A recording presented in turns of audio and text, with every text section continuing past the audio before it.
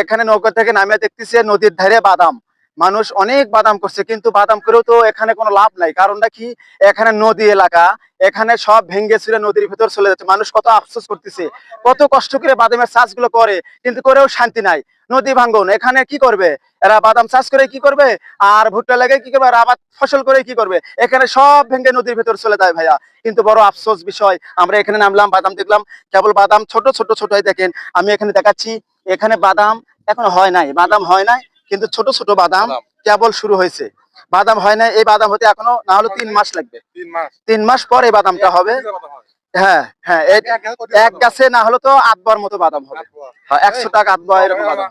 না না না, এরকম হবে আল্লাহর রহমতে ইনশাআল্লাহ, আশা করা যায়। দর্শক ভাইয়েরা, আপনারা দোয়া করবেন যে নদী ভাঙ্গা লোকের যেন এখানে বাদাম চাষ বেশি বেশি হয়, আমরা যেন বেশি বেশি বাদাম খেতে পারি, এবং আপনারা সবাই দোয়া করবেন যাতে ভেঙে না যায়।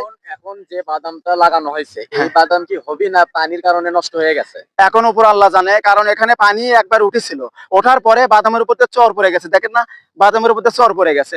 এই চর পড়ে গেছে, যদি আর পরবর্তী পানি না ওঠে তাহলে এই বাদামটা হবে এই জায়গায়। যদি পানি হয় ওঠে তাহলে আর বাদাম হবে না, বাদাম নষ্ট হয়ে যাবে, গাছ গাছালি সব নষ্ট হয়ে যাবে।